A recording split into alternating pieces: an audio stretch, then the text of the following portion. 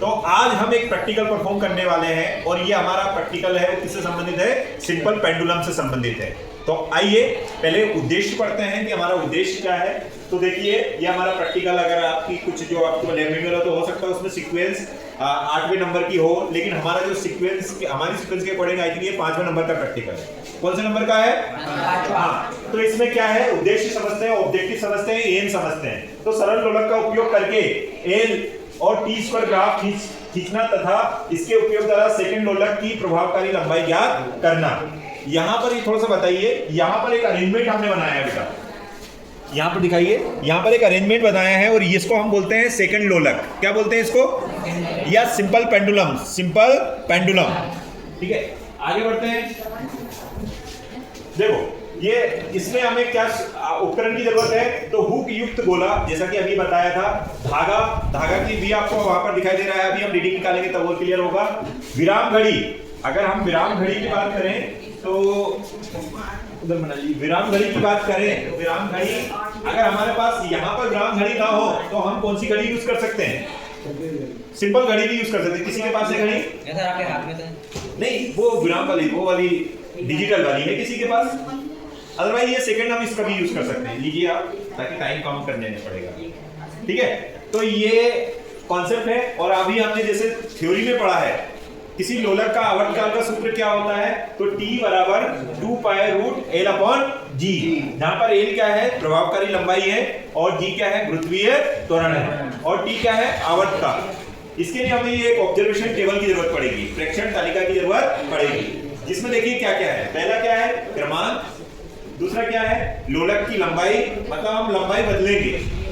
फिर ठीक है, फिर हम कितने दोलन देखेंगे? कितने दोलन देखने वाले हैं? 20 दोलन। 20 दोलन में कितना समय लग रहा है? फिर हम क्या सूत्र लगाएंगे? आवर्तकाल का सूत्र, मतलब सिंपल वाला, कि 20 दोलन में करने में कितना आवर्तकाल लगा है। और ये फिर टी स्क्वायर, टी आ जाएगा तो टी का स्क्वायर तो हम निकाल सकते हैं। क्या ये समझ में आ गया? चलिए अब प्रैक्टिकल परफॉर्म करना स्टार्ट करते हैं। अभी लेंथ की लंबाई, मतलब ये धागे की लंबाई ले ली है। ठीक है, अब हमें ये स्केल की सहायता से हम इसकी लंबाई चेंज करते रहेंगे। तो लगभग ये मैंने पहले वाली जो लंबाई ली है 80 सेंटीमीटर, लगभग यहां से हम देखेंगे तो यहां तक ये कितना है?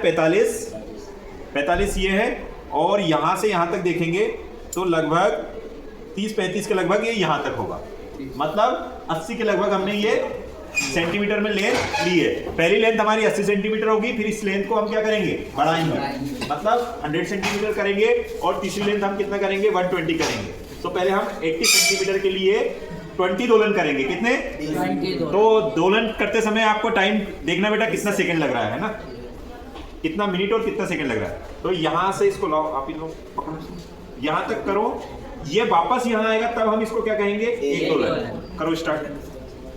1 2 काउंट करो, 3 4 5 6 7 8 9 10 11 12 13 14 15 16 17 18 19 20।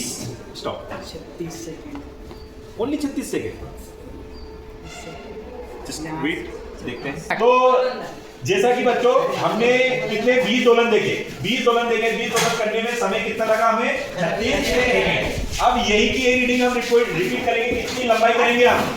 2 सेंटीमीटर। चलिए देखते हैं। 45 दूनी 90 और 90 से 10 सेंटीमीटर ऊपर है। 90 हुआ क्या अभी? 1 मिनट, थोड़ा सा और 10 सेंटीमीटर और बढ़ा दूँ। अब देखो अंदर, अब देखो ना, थोड़ा बता देना। नीचे से काउंट करो ना, या तो ऊपर अपन बांधने में भी हो जाएगा। ये 45 सेंटीमीटर हो गया है ना,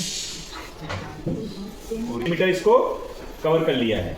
अब फिर से वही रीडिंग हमें, वही कॉन्सेप्ट को हमें दोहराना है। चलिए कोई भी एक इंस्ट्रूमेंट बेटा वो सिलेक्ट करो, वही डिस्प्लेसमेंट से कर सकते हैं। और एक टाइम काउंट करना। अरे इधर मुझसे टकरा जाएगा, अभी रुकना है। ऐसे 1 मिनट, हाँ करो।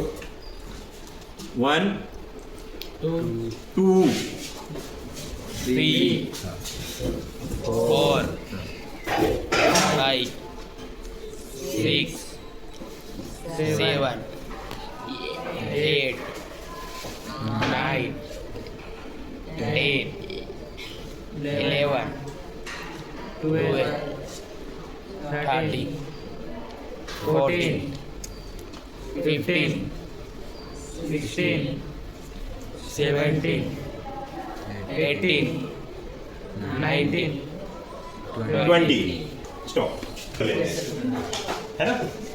ठीक है, तो ये हमारा कितना आ गया 20 दोलन करने में समय बढ़ा कि नहीं बढ़ा? देखो पहले 80 सेंटीमीटर की लेंथ दी थी, 20 दोलन किए थे तो 36 सेकंड लगा था, लेकिन अब हमने जब 100 सेंटीमीटर लंबाई कर दी तो 42 और 43 सेकंड लग रहा है लगभग। अब एक लेंथ और देख लेते हैं, 120 सेंटीमीटर करो बेटा। स्टार्ट 1 2 उधर 3 4 5 6 7 8 9 10 11 12 13 14 15 16 17 18 19 और 20 46 कितना समय लगा? 46 सेकेंड। मतलब ये दोनों आगे पीछे देखिए, इसमें बहुत सारे और कारण भी हो सकते हैं। थोड़ी बहुत लेंथ अगर इंक्रीज डिक्रीज करते हैं तो दोलन में कमी आ सकती है। अब बेटा आवर्तकाल निकालते हैं। अब क्या निकालते हैं? आवर्तकाल। टी क्या है? 20 दोलन करने में लगा समय, तो ये कितना आ जाएगा? 36।